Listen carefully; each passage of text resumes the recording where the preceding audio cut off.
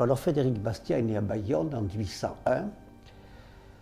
Il est d'origine hollandaise et son père est venu s'installer à Bayonne juste avant la Révolution française pour créer une importante maison de commerce qui devait pratiquer un trafic avec la péninsule ibérique et l'Europe du Nord. La Révolution française, les guerres napoléoniennes ont stoppé net l'essor de cette maison. Mais, en profitant de la vente des biens nationaux, ils ont acheté un important domaine qui va rester celui de la famille jusqu'à une date récente, c'est le domaine de Mugron.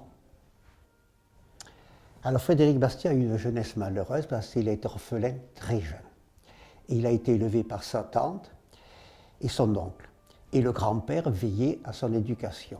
Et il a envoyé dans une école prestigieuse à Sorèze, où la Frédéric Bastiat a acquis une solide éducation, tant littéraire que scientifique, ce qui explique la logique de sa démarche intellectuelle.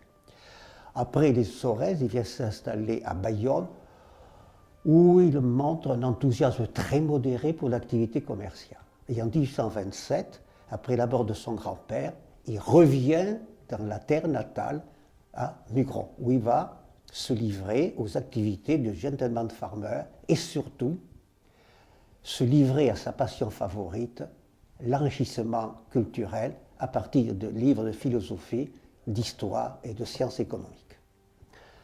Il a longtemps réfléchi, mûri sa pensée, et c'est à partir de 1845 qu'il devient célèbre, brutalement. Il est rare dans les annales de la pensée économique française que quelqu'un acquiert une célébrité. Et pendant 5 ans, il va multiplier articles de journaux, pamphlets et livres.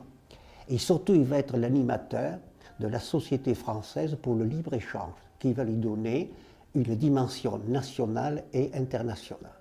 En 1848, il est élu député. Sa maladie l'a empêché de donner sa pleine mesure à l'Assemblée nationale, mais il va continuer son œuvre de réflexion, de théoricien et surtout de pamphlétaire. Je voudrais dire ici qu'il a polémiqué avec les grands noms de l'époque, Lamartine, Thiers, Proudhon, excusez du peu, et que de son vivant, il a eu la joie de voir ses œuvres traduites en allemand, en italien, en espagnol et en anglais.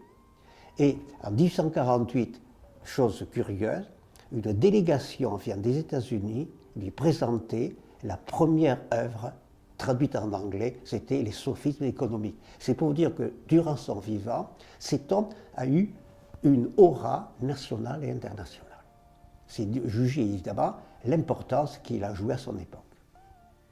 La pensée de Frédéric Bastiat exprime un libéralisme authentique qui est dans le fil droit des Lumières, qui se méfie autant d'un individualisme étroit et forcené que d'un collectivisme qui serait très contraignant. Alors donc Frédéric Bastiat, qui est mort à Rome en décembre 1850, a vu sa pensée diffusée, expliquée, élargie par des fidèles. Petit à petit, son passé est tombé en déclin. Il est tombé dans l'oubli et elle nous revient via les pays anglo-saxons. Mais je vais vous donner 3 exemples qui vont montrer très bien l'importance de cette pensée. En 1878, le futur cardinal Léon XIII publie un mandement qui s'appelle l'Église et la civilisation. Et il fait référence explicite à Frédéric Bastiat, même si par la suite Léon XIII a pu s'éloigner de cette pensée.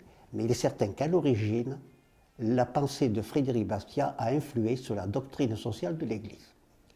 Deuxième exemple, c'est Valéry Giscard d'Estaing qui le raconte.